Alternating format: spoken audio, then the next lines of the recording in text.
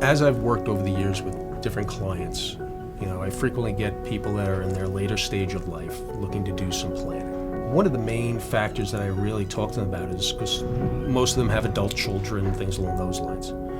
I say, how involved are your kids in your personal finances? Do they understand them? Do they know everything that's going on? Frequently, it's no.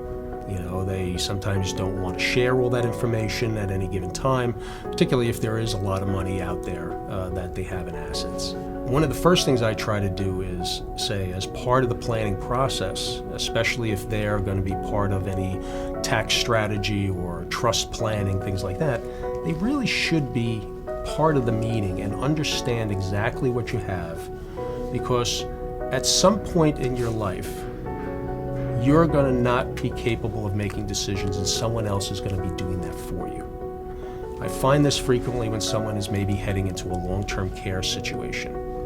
And, whether it's a cognitive impairment or a physical impairment that that individual is suffering, someone has to usually step up and help that person either deal with their finances or just in general their health care, things along those lines. Part of the documents that we set up typically are healthcare proxies, living wills, powers of attorney, in addition to their regular will, and also if there's any trusts associated with that. But having those children involved in the meeting so they understand, okay, these are the assets that we have. The strategy here is to try to preserve these assets.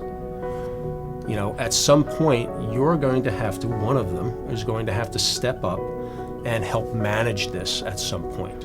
And that's part of the conversation.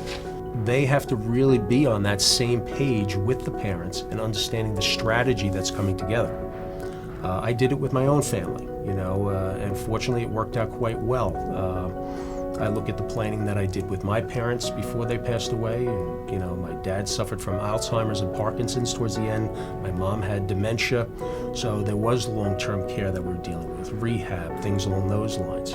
I did the planning, I'm in the business, and I understand it, but I also know people that never did the planning, and that really hurts when you start to hear the stories of how, they didn't know where everything was. There was no pre-thought put in place of how things would be handled, and it really was a mess. And people were, coming to me at times. I would have the children coming to me, can you help me with my parents' estate? They're going into a nursing home, and I don't know how to deal with this, and I don't know what to do. When you start to confront those issues earlier on and have your children involved in the process, that really brings it all to the surface, and it's a very open and honest decision about what has to be done.